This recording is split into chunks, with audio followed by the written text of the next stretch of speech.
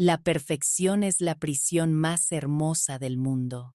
Sus muros son invisibles, pulidos hasta brillar con las expectativas de los demás. Sus barrotes están forjados con elogios y amor condicional. Y su carcelero es el miedo a ser visto alguna vez como algo menos que impecable. Viví en esa prisión durante los primeros 20 años de mi vida. No era una hija, era un proyecto, una obra maestra para ser esculpida, un reflejo de la ambición de mis padres. Mi infancia fue una actuación larga y agotadora, y mi único propósito era ser perfecta, notas perfectas, postura perfecta, modales perfectos, obediencia perfecta. Yo era el mayor logro de la familia Covington. El precio de esta perfección fue mi propia alma, un costo que mis padres estaban más que dispuestos a que yo pagara. Nunca olvidaré el día que gané la prestigiosa beca nacional al mérito. Fue el logro culminante de mi joven vida, el momento que debería haber estado lleno de alegría pura. Mi madre, una mujer que rara vez mostraba afecto físico, me tomó la cara entre sus manos. No sonrió. Simplemente me estudió con una mirada de fría y satisfecha evaluación, como si inspeccionara un diamante en busca de defectos. Luego se inclinó y me besó la frente, sus labios tan fríos como el mármol. Bien, susurró, su voz desprovista de calidez, llena solo de un sentido de finalidad. Ahora eres digna de nuestro apellido. Ella pensaba que era la validación definitiva. No tenía idea de que fue el momento en que me di cuenta de que tenía que escapar de nuestro apellido, y de ella, para siempre. Hola, mis queridos amigos, y bienvenidos a mi jardín. Mi nombre es Beatriz, pero todos siempre me han llamado Bea, y tengo 79 años. Estoy muy feliz de que puedan acompañarme en esta hermosa y soleada tarde. Estoy sentada aquí en mi viejo banco de piedra favorito, rodeada de lo que me gusta llamar mis hermosas y difíciles hijas, mis rosas antiguas. A diferencia de las rosas modernas que se ven en las tiendas, que se crían para una especie de perfección uniforme, estas rosas viejas están llenas de carácter. Son extensas, espinosas y, a veces, un poco salvajes. Pero su fragancia es embriagadora y su belleza es auténtica, ganada. Esta de aquí es una Céline Forestier, una trepadora de 1842. Es un poco temperamental, pero cuando florece, te deja sin aliento. He pasado los últimos 50 años de mi vida cultivando cosas que son reales, cosas a las que se les permite ser imperfectamente hermosas. Es la gran obra de mi alma. Una rebelión silenciosa y constante contra el mundo artificial e impecable en el que me criaron. Un jardín no es un escaparate, es una conversación.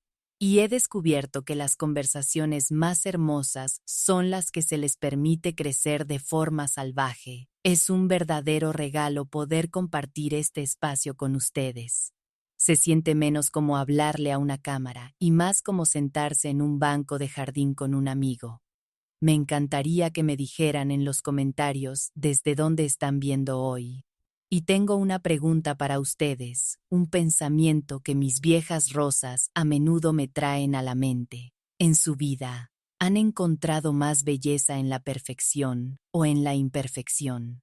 Es una pregunta que he pasado toda una vida respondiendo. Y si creen que una historia sobre encontrar la propia belleza auténtica merece ser compartida, les estaría muy agradecida si le dieran me gusta a este video y se suscribieran al canal. Su apoyo es como un buen y rico compost. Ayuda a que estas viejas historias florezcan.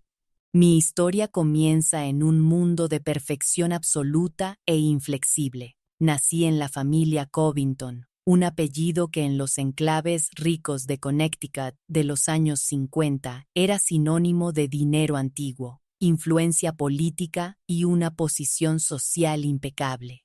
Mi padre, Eduardo Covington, era un titán de la industria, un hombre que dirigía su empresa y su familia con la misma eficiencia fría y despiadada. Mi madre, Isabel, era la esposa corporativa perfecta, era increíblemente hermosa, vestida impecablemente, y su vida era un proyecto meticulosamente gestionado de juntas de caridad, recaudaciones de fondos políticas y el mantenimiento de la imagen impecable del apellido Covington.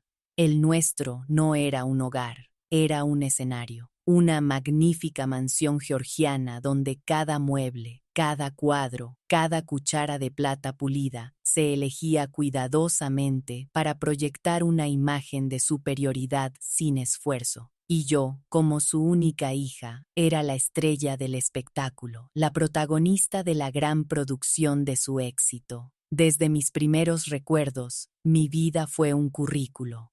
No fui criada, fui entrenada. Había lecciones para todo, lecciones de piano, no por la alegría de la música, sino para alcanzar la maestría técnica de Bach. Lecciones de ballet, no por amor a la danza, sino por la postura y la gracia. Lecciones de francés, lecciones de etiqueta, lecciones de apreciación del arte. Mis días estaban programados en incrementos de 15 minutos, una marcha implacable hacia una visión preordenada de la hija perfecta.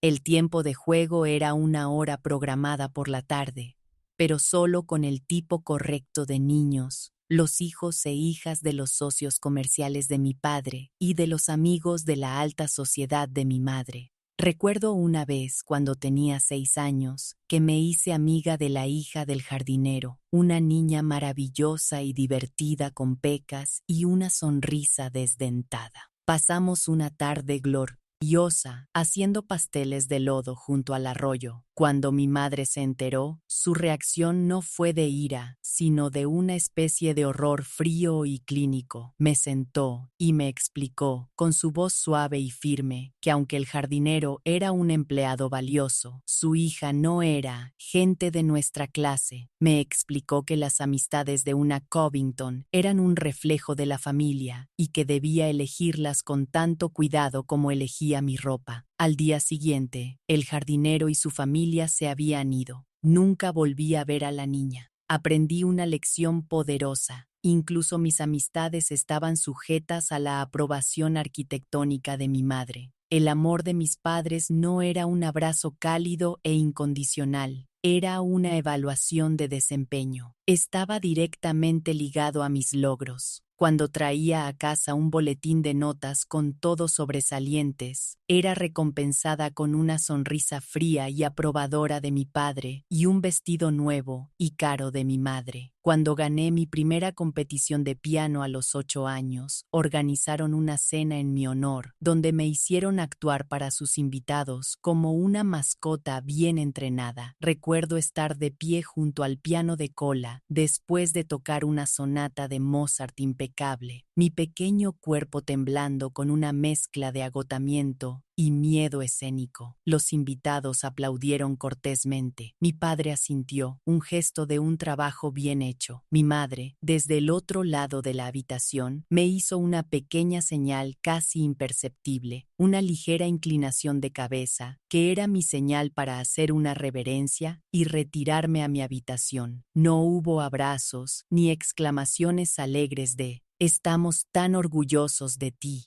Solo hubo la aprobación fría y distante de un consejo de administración por el lanzamiento exitoso de un producto.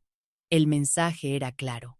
Mi valor no residía en quién era, sino en lo que podía hacer, en los galardones que podía coleccionar para añadir a la rebosante vitrina de trofeos de la familia. La otra cara de esta aprobación condicional era la escalofriante retirada de afecto que recibía ante cualquier signo de imperfección. Uno de los recuerdos más vívidos de mi infancia es de un recital de piano cuando tenía 10 años. Estaba tocando una pieza de Chopin diabólicamente difícil. Mi padre me la había machacado durante meses. Su perfeccionismo implacable, una presión constante y zumbante en mis oídos. La noche del recital estaba nerviosa.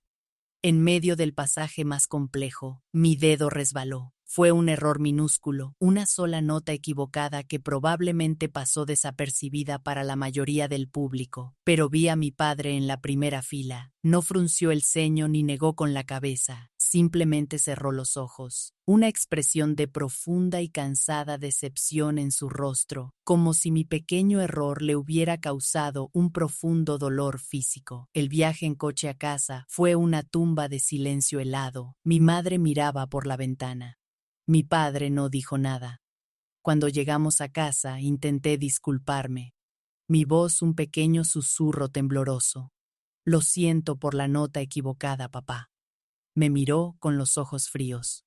Una Covington no comete errores, Beatriz, dijo. La perfección es el único estándar aceptable.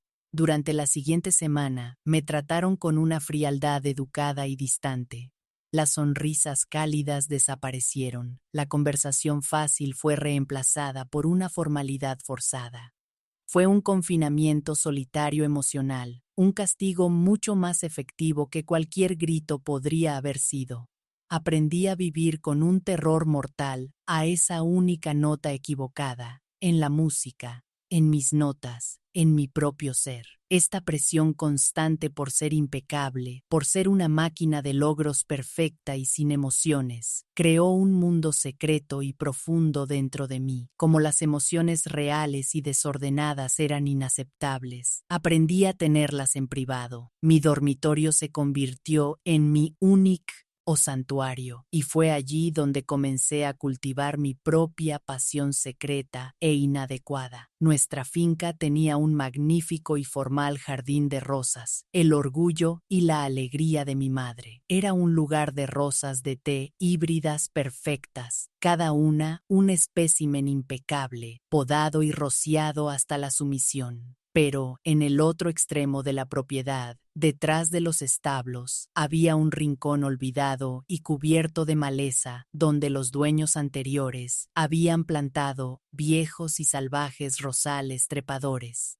Eran un enredo espinoso, y mi madre los odiaba, pero a mí me encantaban. Estaban llenos de una belleza salvaje e indómita. Eran imperfectos y eran reales. Comencé a cuidarlos en secreto. Me escabullía con un par de guantes de jardinería y las viejas tijeras de podar de mi padre. Aprendí a guiar sus cañas espinosas, a cuidar sus raíces, a atenderlos. Era un secreto sucio, desordenado y profundamente satisfactorio. Era la única parte de mi vida que no era una actuación. Era una conversación entre yo y algo a lo que se le permitía estar hermosa, auténtica e imperfectamente vivo. El clímax de mi carrera como la hija trofeo llegó cuando estaba en el último año de la escuela secundaria. Había pasado 4 años en un estado de presión académica implacable y agotadora.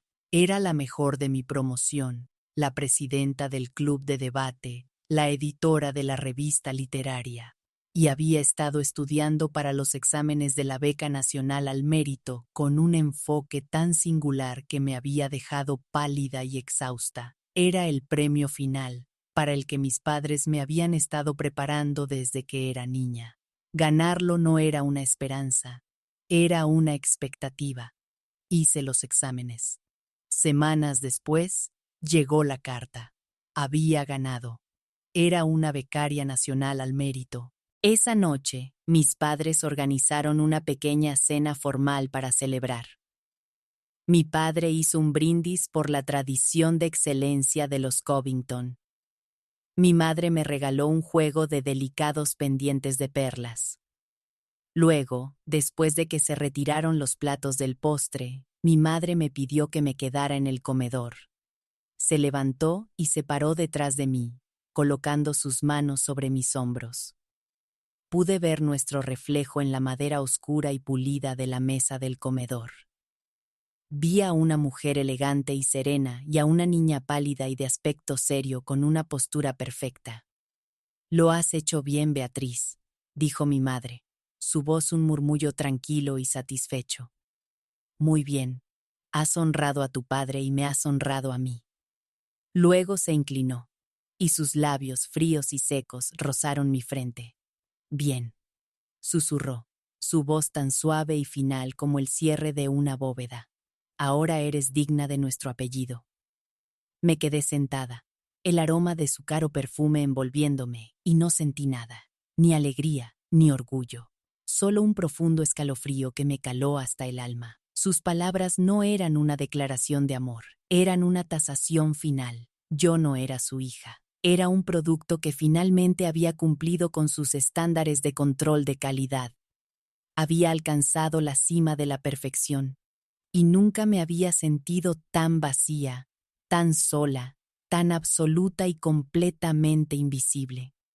La noche en que mi madre me declaró digna fue la noche en que comencé a comprender la verdadera naturaleza de mi jaula dorada. La beca no era una llave para mi futuro, era simplemente una decoración más elaborada en los barrotes de mi prisión. El verano que siguió fue una gira de la victoria para mis padres. Fui exhibida en una serie interminable de fiestas en el jardín, almuerzos de caridad y eventos sociales en el club náutico. Yo era la joya de los Covington, su producto perfecto, y ellos eran los maestros artesanos. Sonreí, mantuve, una conversación educada, usé los vestidos elegantes y discretos que mi madre eligió para mí. Era una muñeca perfecta, hermosa y hueca. Por dentro, una revolución silenciosa y fría había echado raíces. Todavía no estaba planeando mi huida, no sabía cómo, simplemente estaba observando. Era una historiadora en mi propia vida, tomando notas mentales, reuniendo pruebas para un caso que aún no sabía cómo construir. Irme a la universidad ese otoño fue la primera vez que estuve verdaderamente sola. Mi padre me llevó al prestigioso campus de la costa este. Sus últimas palabras para mí, en el cuidado césped de mi residencia, no fueron de amor o aliento, sino de deber. «Recuerda quién eres, Beatriz», dijo, su mano en mi hombro, su agarre sorprendentemente firme.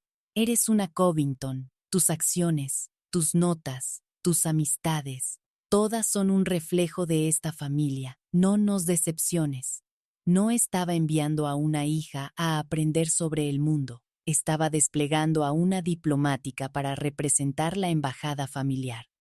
El peso de su expectativa era algo físico, un manto pesado en el aire fresco del otoño. Pero en el momento en que su coche desapareció por el largo camino arbolado, sentí una sensación tan extraña, tan impactante, que me dejó sin aliento, un atisbo de libertad. Por primera vez en mi vida, no había nadie observándome, nadie programando cada momento, nadie para quien actuar. El anonimato era vertiginoso. Estaba rodeada de miles de otros jóvenes, todos ellos brillantes, ambiciosos y completamente indiferentes al apellido Covington. Aquí no era un trofeo, era solo una estudiante de primer año. Los primeros meses fueron una lucha. Estaba académicamente preparada. Por supuesto, mi entrenamiento había sido más que exhaustivo, pero socialmente era una niña. No sabía cómo mantener una conversación trivial, cómo compartir una broma, cómo forjar los lazos fáciles y casuales de la amistad. Pasé la mayor parte de mi tiempo en la biblioteca, el único lugar que se sentía familiar y seguro. Mi salvación llegó en la forma de mi compañera de cuarto, una chica que era mi completo y total opuesto. Se llamaba Sara, una chica ferozmente inteligente, divertida y maravillosamente irreverente de una familia de clase trabajadora de Chicago, allí con una beca completa como yo, pero una beca por la que ella había luchado, no una para la que había sido diseñada. Tenía una risa fuerte, su lado de la habitación desordenado y una intolerancia absoluta por la pretensión. Miró mi postura perfecta, mis modales silenciosos y formales, y mi colección de pendientes de perlas, y no quedó impresionada, quedó intrigada. «¿Cuál es tu historia, Covington?», me preguntó una noche, mientras ambas estudiábamos. Eres como un personaje de una novela de Henry James.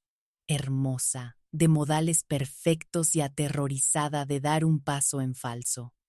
Fue la primera vez que alguien realmente me vio a mí, a la chica asustada y sobreensayada detrás de la fachada perfecta. Y, para mi propio asombro, se lo conté. No todo, no el vacío profundo y frío en el corazón de mi familia, pero le hablé de la presión, de las expectativas, de la sensación de estar constantemente en exhibición. Sara escuchó y no ofreció lástima. Ofreció una perspectiva. Entonces, toda tu vida ha sido una actuación para tus padres, dijo, resumiéndolo con una claridad brutal y liberadora. ¿No te cansas nunca de los aplausos? Su pregunta fue una llave pequeña y afilada, abriendo una puerta en mi mente que nunca me había atrevido a tocar. Sara se convirtió en mi maestra en el arte de ser una persona. Me enseñó que estaba bien tener una opinión, que estaba bien ser desordenada, que estaba bien reír demasiado fuerte. Me introdujo en las alegrías simples y profundas de la pizza a altas horas de la noche, de discutir sobre política, de quejarse de un profesor difícil. Era la hermana mayor y más sabia que nunca había tenido, y bajo su tela, la estatua congelada y perfecta de Beatrice Covington comenzó, muy lentamente, a descongelarse. Fue con Sara que descubrí la parte de la universidad que se convertiría en mi verdadero santuario. Mi pasión secreta por las rosas salvajes e imperfectas en el rincón olvidado de nuestra finca había sido un asunto solitario y furtivo. Pero la universidad tenía un vasto y magnífico jardín botánico, una biblioteca viviente de plantas de todo el mundo. Un fin de semana, Sara me arrastró hasta allí, insistiendo en que necesitaba ver algo más que el interior de la biblioteca. En el momento en que entré en el aire húmedo y fragante de los invernaderos, sentí esa misma sensación de volver a casa, esa misma conexión con algo real y auténtico que había sentido con mis rosas secretas. Había una sección dedicada a las rosas antiguas, especies viejas y resistentes con nombres como sonrojo de doncella y rosa de boticario. No eran tan llamativas como las rosas de té híbridas que cultivaba mi madre, pero estaban llenas de historia, de relatos, de una belleza recia y duradera. Comencé a ser voluntaria en los jardines, un secreto que guardé de mis padres. Mis fines de semana, que se suponía que debía pasar estudiando en la biblioteca o asistiendo a funciones sociales aprobadas, ahora los pasaba con las manos en la tierra. Aprendí a propagar, a injertar, a podar.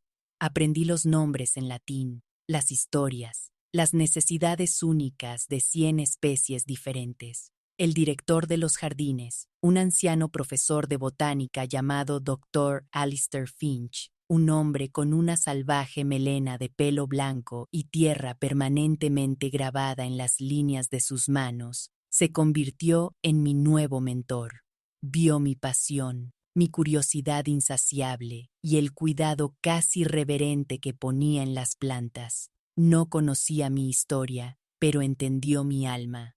Un jardín te enseña la lección más importante que existe, J. Jovencita, me dijo una tarde mientras trasplantábamos plántulas. Te enseña que algunas de las cosas más hermosas de este mundo no son perfectas. Son las que han sobrevivido. Mis visitas a casa durante las vacaciones se convirtieron en ejercicios de espionaje. Tenía que transformarme de nuevo en la hija perfecta y sin pasiones, con las uñas manchadas de tierra cuidadosamente limpias, mi conversación cuidadosamente seleccionada. El contraste entre mi vida vibrante e intelectualmente estimulante en la universidad y la perfección fría y estéril de la casa de mis padres era discordante. Mi nueva amistad con Sara fue descartada como una fase común. Mi charla sobre botánica fue tratada como un pasatiempo pintoresco, pero en última instancia, inadecuado. Mis padres ya estaban planeando mi futuro. Debía especializarme en economía y luego ir a la facultad de Derecho. Ya habían elegido al joven adecuado con el que debía casarme, el hijo de uno de los socios comerciales más antiguos de mi padre. Toda mi vida era un plan de negocios que habían redactado y no tenían intención de permitirme hacer ninguna revisión. Una pregunta para ustedes, mis amigos. ¿Alguna vez han vivido una doble vida, mostrando una cara al mundo o a su familia mientras nutrían un yo secreto y más auténtico en privado? Es una forma agotadora de vivir, un constante acto de equilibrio en la cuerda floja de las expectativas de los demás. La gran rebelión, el momento en que mis dos vidas finalmente colisionaron de forma irrevocable, llegó al final de mi segundo año. Era el momento de declarar oficialmente mi especialidad. Durante 2 años había estado tomando diligentemente los cursos requeridos de economía y ciencias políticas, obteniendo las notas perfectas que mis padres esperaban. Pero también había estado tomando en secreto todas las clases de botánica y horticultura que la universidad ofrecía. Tenía 2 futuros posibles ante mí, 2 declaraciones diferentes en mi mano. Una era el plano de la vida que mis padres habían diseñado para mí, una vida de riqueza, prestigio y una de desesperación silenciosa que aplastaba el alma. La otra era un plano para una vida que apenas había comenzado a imaginar. Una vida de tierra, espinas, pasión y verdad. Me senté en la oficina de mi asesora académica, una mujer amable que había visto el conflicto que ardía en mí durante todo el año. Sobre su escritorio había 2 formularios. Uno era la declaración de especialidad en economía. El otro era para botánica. Los miré y toda mi vida pareció pender de un hilo. Vi el beso frío y evaluador de mi madre en mi frente. Vi la mirada de severa decepción de mi padre. Oí la voz de Sara en mi cabeza, preguntando, ¿qué quieres tú, Bea? Pensé en las habitaciones estériles y perfectas de la casa de mi infancia, y luego pensé en la tierra rica, oscura y vivificante de los jardines botánicos. Pensé en el pesado y brillante trofeo de la competición de piano, y pensé en la belleza simple y perfecta de una única rosa antigua cubierta de rocío. La elección no era entre 2 carreras, era entre 2 mundos. Era entre ser un objeto perfecto y sin vida y un ser humano desordenado, imperfecto, pero gloriosamente vivo. Respiré hondo, la primera respiración verdaderamente profunda de mi vida adulta. Tomé uno de los formularios, lo deslicé sobre el pulido escritorio hacia mi asesora y dije, con una voz que no tembló, elijo este. En el momento en que deslicé el formulario de declaración de botánica sobre el escritorio de mi asesora, sentí un temblor recorrer mi vida, el choque sísmico de una placa tectónica desplazándose en las profundidades. Fue el acto de rebelión más silencioso y profundo que jamás había cometido. Fue una elección hecha no en un momento de ira apasionada, sino en un momento de claridad absoluta y resuelta. Estaba eligiendo la vida espinosa, impredecible y auténtica de una rosa antigua sobre la existencia cultivada, impecable y, en última instancia, estéril de un té híbrido premiado. Mi asesora, una mujer sabia y amable, simplemente sonrió, selló el formulario y dijo, «Bien por ti, Beatriz, ya era hora». Salí de su oficina hacia el sol brillante de la tarde y, por primera vez, sentí la emoción de un futuro que yo, y solo yo, diseñaría. Sabía, sin embargo, que la batalla estaba lejos de terminar. Acababa de ganar una única y decisiva victoria. La guerra con mis padres estaba a punto de comenzar. Esperé hasta volver a casa para las vacaciones de verano para decírselo.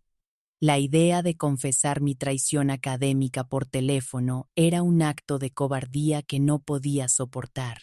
Necesitaba enfrentarlos, plantarme sobre mis propios pies como la nueva persona en la que me estaba convirtiendo. Los 2 meses de mi segundo año que siguieron a mi decisión fueron los más felices y aterradores de mi vida. Vivía en tiempo prestado, una fugitiva de mi propio futuro. En la universidad, me sumergí en mi nuevo campo de estudio con una pasión que rayaba en el fervor religioso. Pasé cada momento posible en los jardines botánicos, con las manos en la tierra, mi mente absorbiendo el hermoso y complejo lenguaje del mundo natural. Mi amistad con Sara se profundizó en una verdadera hermandad. Era mi confidente, mi animadora y mi co-conspiradora. Van a perder la cabeza, Bea, dijo una noche, con una mezcla de asombro y terror. Lo sé, respondí, pero por primera vez no me importa lo que piensen, solo me importa lo que pienso yo. El doctor Finch, mi mentor en los jardines, estaba exultante con mi decisión.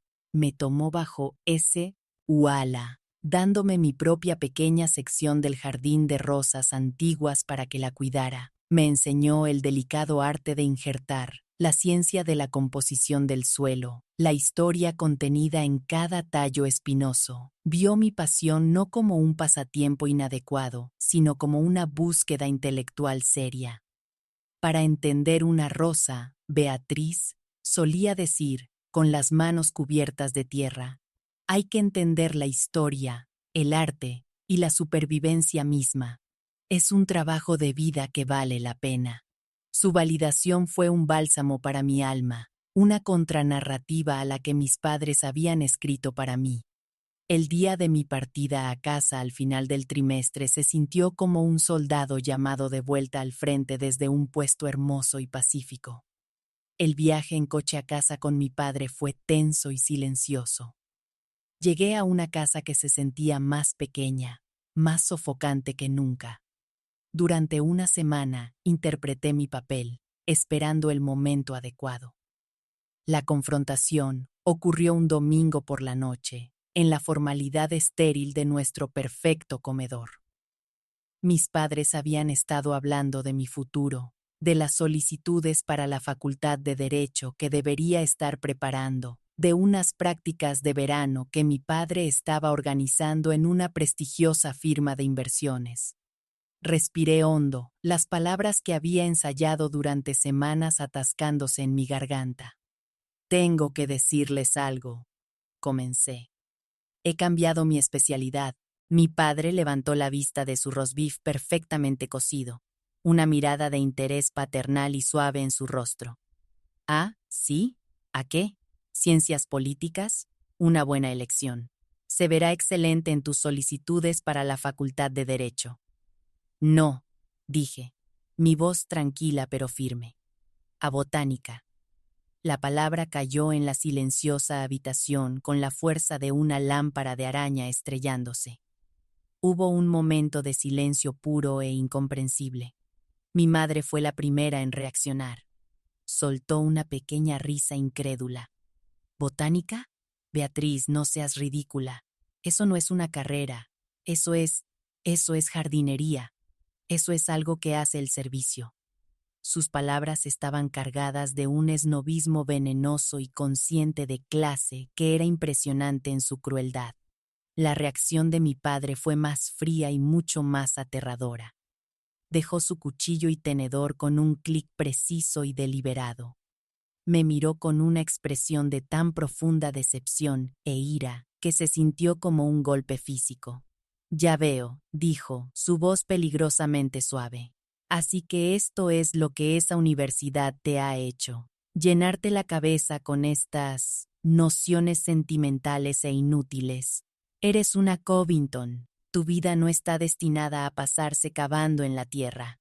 Tu vida está destinada a tener influencia, poder, prestigio. Pero no quiero esa vida, supliqué, mi voz finalmente quebrándose. Odio esa vida. No soy feliz. Quiero hacer algo que me importe, algo que sea real. ¿Real? Se burló mi madre, su voz elevándose. ¿Y qué crees que paga por esta vida real que quieres, Beatriz? ¿Qué paga por la comida en tu plato y el techo sobre tu cabeza? Es la vida irreal de tu padre. Es la vida que tanto nos ha costado proporcionarte. La vida que ahora nos arrojas a la cara como una niña malcriada y desagradecida. La discusión que siguió fue la más fea de mi vida. Fue una tormenta de acusaciones, de chantaje emocional, de amenazas. Me dijeron que era una decepción, un fracaso, una traición a todo por lo que habían trabajado. Y entonces, mi padre dictó el ultimátum. Esto es muy simple, Beatriz, dijo. Su voz ahora un instrumento plano y sin emociones de mando. Volverás a esa universidad en otoño, cambiarás tu especialidad de nuevo a economía, olvidarás esta fantasía tonta e infantil. Si haces eso, continuaremos proveyendo para tu educación y tu futuro. Si te niegas, si eliges continuar con esta tontería hortícola, entonces lo harás por tu cuenta. Se te cortará el apoyo, sin matrícula, sin paga, sin ayuda. Estarás sola. ¿Es eso lo que quieres? ¿Tirar por la borda todo tu futuro por unas pocas flores? La elección que me estaba dando era la misma que siempre me había dado, la misma que todo tirano da a sus súbditos: obediencia o exilio. En el pasado me habría desmoronado, habría llorado, me habría disculpado y me habría rendido, pero algo había cambiado en mí. La niña que había sido criada para ser un trofeo perfecto y hueco ya no existía. En su lugar, había una mujer que había sentido el sol en su rostro y la tierra en sus manos. Una mujer que había sido vista y valorada por quien realmente era. Miré a mis padres, a sus rostros, contorsionados por una rabia que nacía del miedo. El miedo a perder el control. El miedo a que su proyecto perfecto desarrollara una mente propia.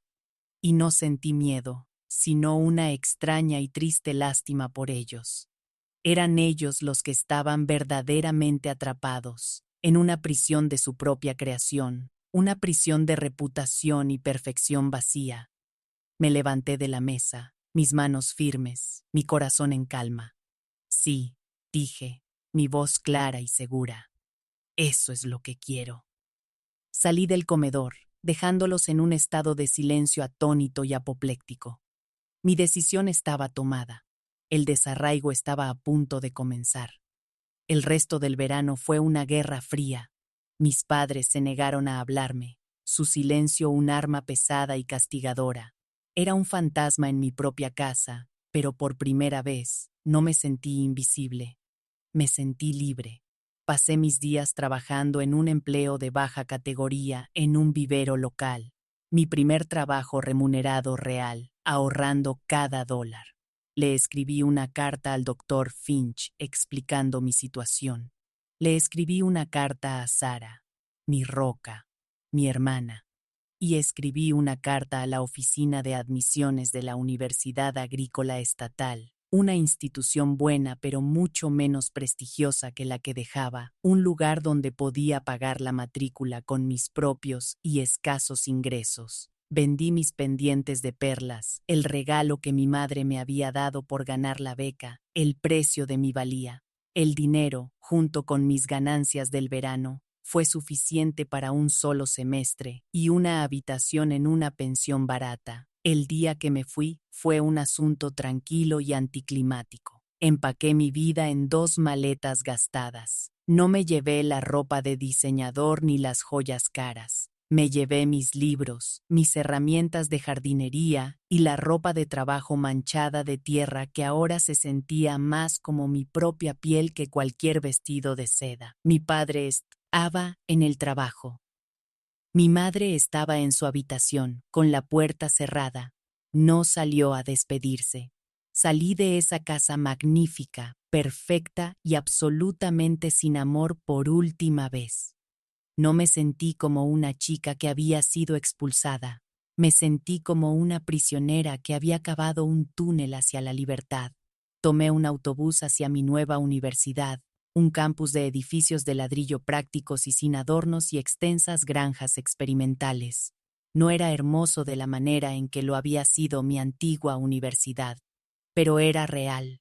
Mientras estaba allí, con mis 2 maletas y un futuro que era completa, aterradora y maravillosamente mío, me miré las manos. No eran las manos suaves y cuidadas de una Covington. Estaban manchadas de tierra, callosas por el trabajo duro, y por primera vez en mi vida las sentí completa y auténticamente mías. La Universidad Agrícola Estatal era un mundo aparte de los cuidados céspedes y las agujas góticas de la Ivy League. Aquí no había bibliotecas con paneles de roble ni tradiciones antiguas. Había invernaderos, campos experimentales y laboratorios que olían a tierra y formaldehído.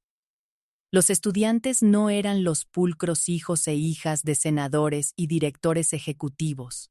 Eran hijos de granjeros, serios y trabajadores, con las manos ya familiarizadas con la tierra. No era un lugar de prestigio o pedigrí. Era un lugar de trabajo. Y por primera vez en mi vida, sentí que pertenecía. La vergüenza de haber dejado mi prestigiosa universidad, una vergüenza que mis padres habían intentado grabarme a fuego, se evaporó en el aire húmedo y lleno de vida de los invernaderos. No era una princesa caída, era una peregrina que finalmente había encontrado su tierra santa. Mi nueva vida fue un mosaico de dificultades y una alegría profunda y silenciosa. Vivía en una habitación diminuta en una pensión regentada por una mujer mayor, severa pero amable. Poseía 2 pares de pantalones de trabajo resistentes, 3 camisas de franela, un puñado de libros y mis preciadas herramientas de jardinería. Mis días eran un ritmo agotador pero satisfactorio de estudio y trabajo. Asistía a clases de edafología, genética vegetal y entomología con un hambre voraz de conocimiento.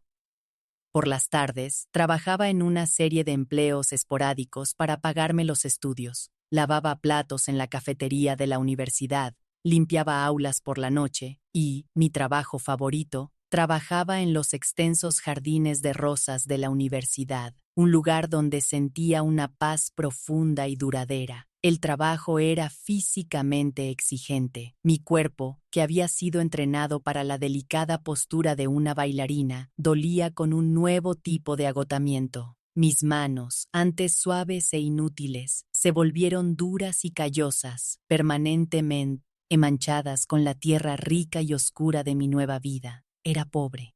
A menudo estaba cansada, pero era gloriosa y asombrosamente libre. Estaba libre del juicio constante y corrosivo de las expectativas de mis padres. Estaba libre de la necesidad de actuar, de ser perfecta.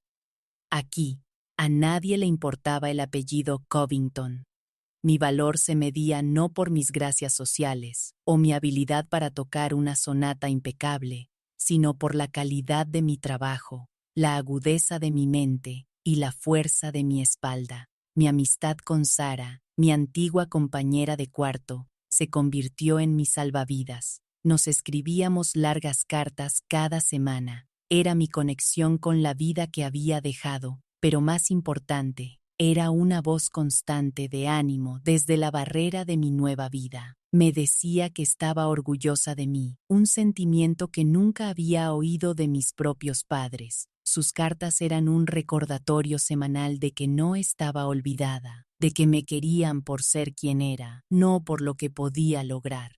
El doctor Finch, mi antiguo profesor de botánica, también se convirtió en un mentor a distancia. Le escribí, contándole mi nuevo camino. Me respondió, sus cartas llenas de aliento y consejos académicos. Me enviaba artículos, me sugería libros y me desafiaba con preguntas botánicas difíciles. Me trataba como a una colega seria y prometedora, una igual en el mundo de la ciencia. Fue él quien me animó a enfocar mis estudios, a encontrar una especialización. Y fue en los archivos históricos de la universidad donde la encontré.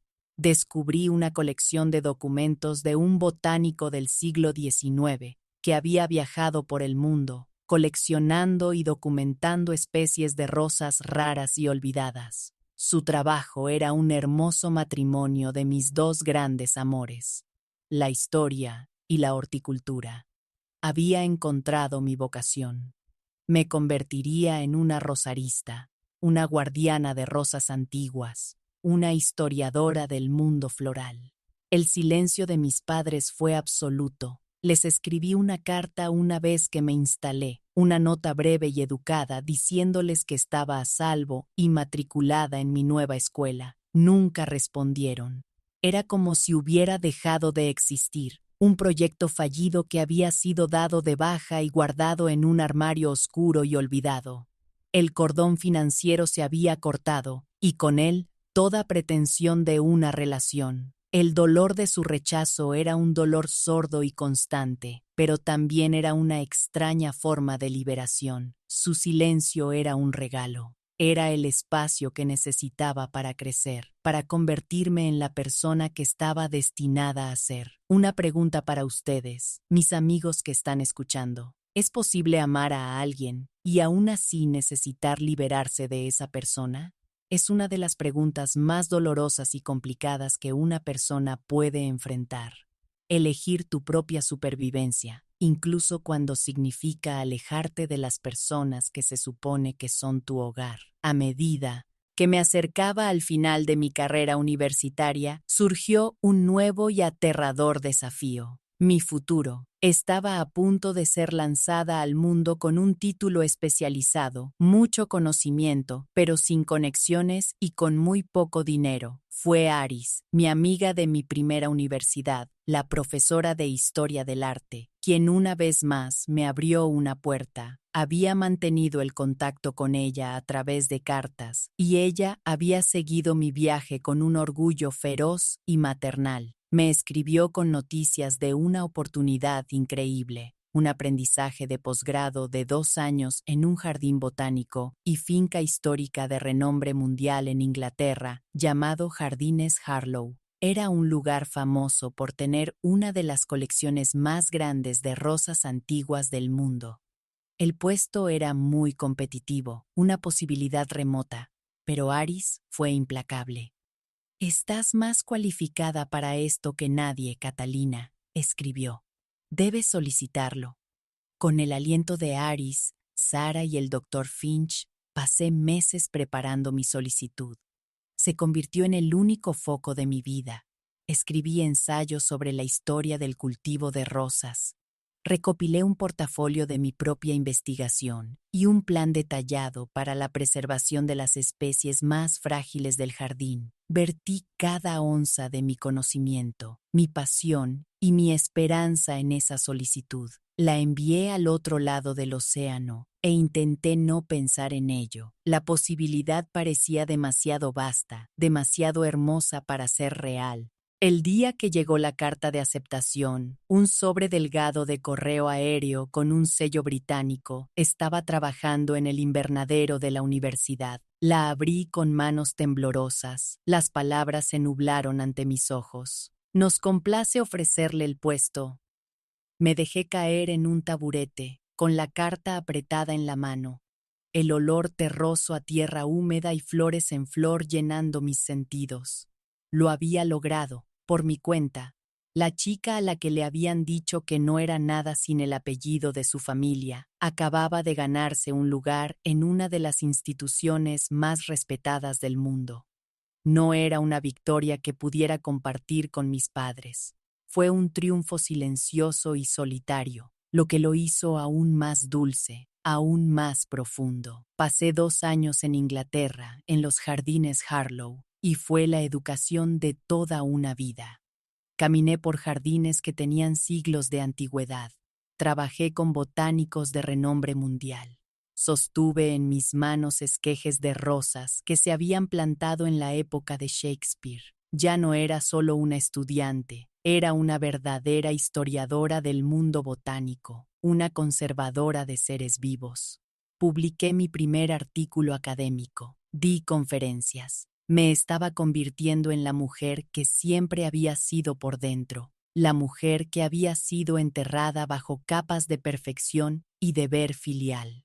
Y fue allí, en la belleza tranquila y lluviosa de un jardín inglés, donde conocí a mi esposo, un arquitecto paisajista amable e ingenioso llamado Jaime, un hombre que amaba mi pasión, mi inteligencia y la tierra bajo mis uñas. Era un hombre que me veía a mí, a la verdadera, imperfecta, espinosa y ocasionalmente hermosa yo. Nos casamos y por primera vez entendí lo que era una verdadera asociación, una vida construida no sobre el rendimiento y la expectativa, sino sobre sueños compartidos y respeto mutuo. Finalmente, regresamos a los Estados Unidos y con él conocí mi ento que había adquirido y la reputación que había construido, me ofrecieron un puesto para diseñar y administrar un nuevo jardín de rosas antiguas en una importante institución botánica. Mi vida, la que yo había elegido, por la que había luchado, estaba en plena y gloriosa floración. Mi vida en Inglaterra y los años que siguieron fueron un testimonio silencioso de la resiliencia de una raíz bien cuidada. Había sido arrancada del suelo estéril y artificial de mi crianza y trasplantada a un mundo donde mi yo auténtico no solo era aceptado, sino celebrado. Mi matrimonio con Jaime fue una asociación de iguales, un hermoso jardín que cultivamos juntos. Construimos una vida no sobre las grandes y huecas proclamaciones de la posición social, sino sobre los pequeños actos diarios de bondad,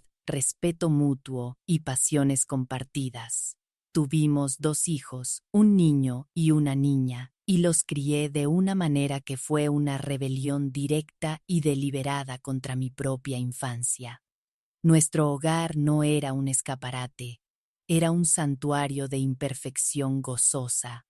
Era un lugar donde las botas embarradas eran bienvenidas, donde los estallidos emocionales no se encontraban con una fría desaprobación, sino con brazos cálidos y abiertos, y donde la única expectativa era que fueran fieles a sus propios seres únicos y maravillosos. Les enseñé que su valor no residía en sus logros, sino en su carácter. Les enseñé a amar la belleza salvaje, espinosa e imperfecta del mundo y de sí mismos. Mi carrera floreció de una manera que nunca me había atrevido a imaginar. Me convertí en un nombre respetado en el mundo de la horticultura, conocida por mi trabajo en la preservación de especies raras y en peligro de extinción de rosas antiguas. Escribí libros, di conferencias en universidades, viajé por el mundo asesorando en restauraciones de jardines históricos. La chica tranquila y estudiosa a la que le habían dicho que sus pasiones eran un pequeño y encantador pasatiempo, era ahora una experta de renombre mundial. Una mujer cuyo trabajo de vida era salvar el mismo tipo de belleza auténtica y llena de historias que sus padres habían intentado extinguir con tanto ahínco. Mi vida fue una refutación silenciosa de cada limitación que me habían impuesto. Fue una vida construida no a partir de su plano, sino de una semilla de mi propia rebeldía que se había negado a morir. El silencio de mis padres se mantuvo absoluto durante más de 20 años. Eran un capítulo distante y cerrado de un libro que rara vez abría. Pero el pasado tiene una forma de echar brotes, de volver a meterse en el presente cuando menos te lo esperas. Cuando tenía 40 y tantos años, recibí una carta, reenviada a través de una cadena de viejos amigos de la universidad. Era de mi antigua compañera de cuarto, Sara.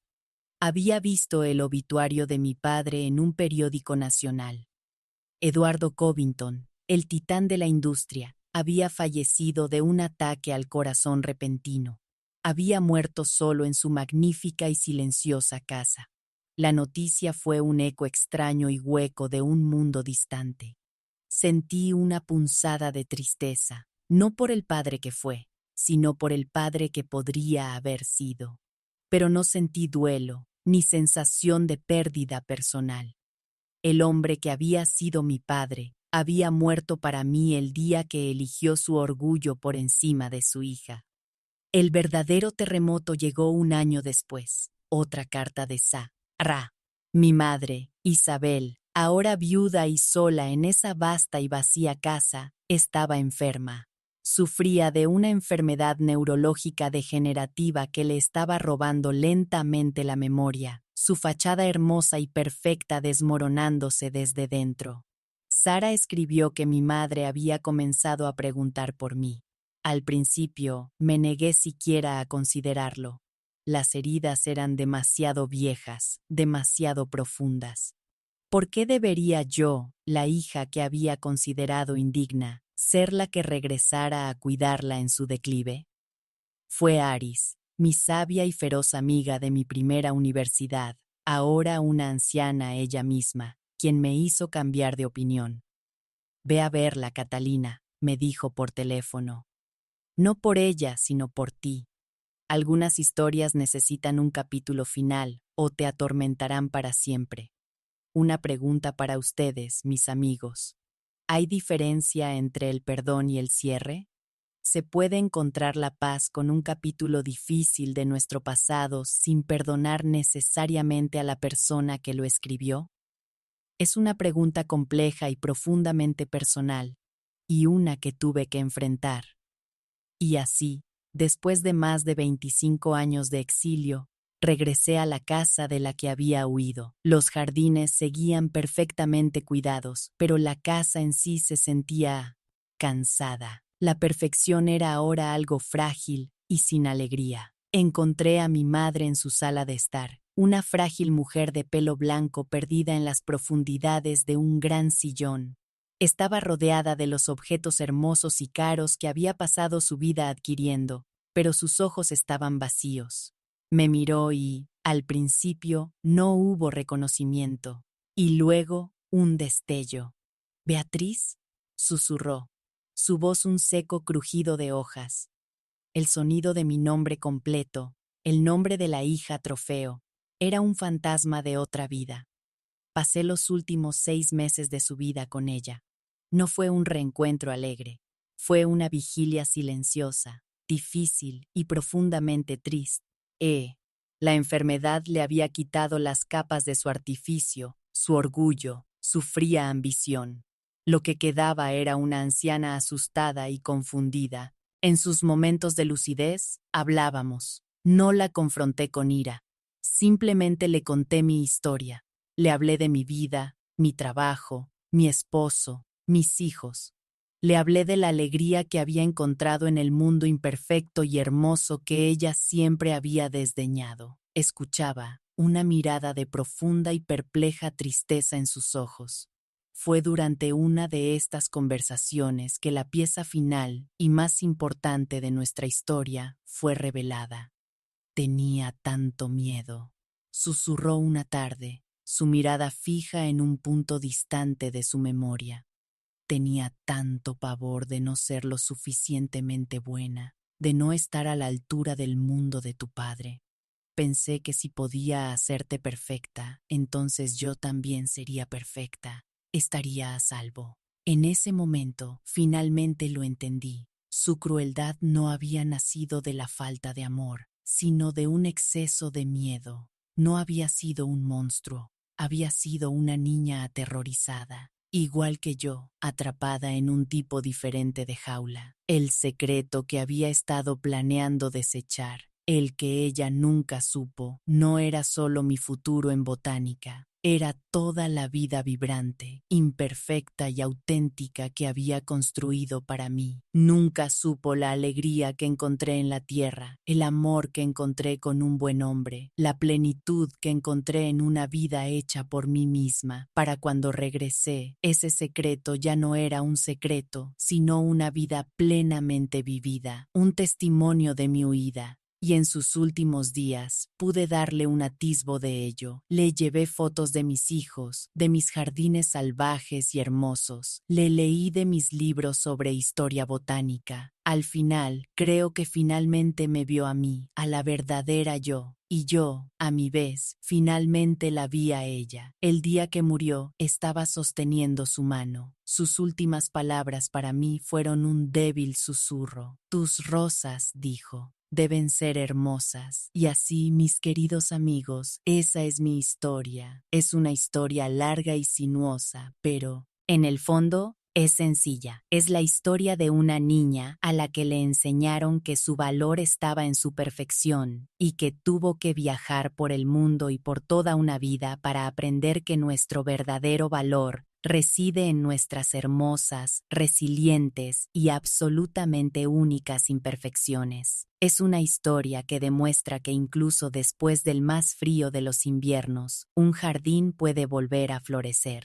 Si esta historia sobre el largo viaje hacia una vida auténtica les ha resonado, me sentiría honrada si se suscribieran a este canal, le dieran me gusta a este video y lo compartieran. Hay tantas personas que se están marchitando silenciosamente bajo la presión de las expectativas de los demás, que necesitan que se les recuerde que tienen derecho a su propio crecimiento salvaje y hermoso. Si el viaje de Beatriz para encontrar su verdadero yo les inspiró, los invito a explorar nuestra lista de reproducción sobre historias de autorreclamación y segundas oportunidades, que está enlazada en la descripción a continuación. En los comentarios, por favor, dejen la palabra florecer para que sepa que se han quedado conmigo hasta el mismísimo final. Recuerden siempre, no son un trofeo para ser pulido, son un jardín para ser cultivado. Gracias por escuchar.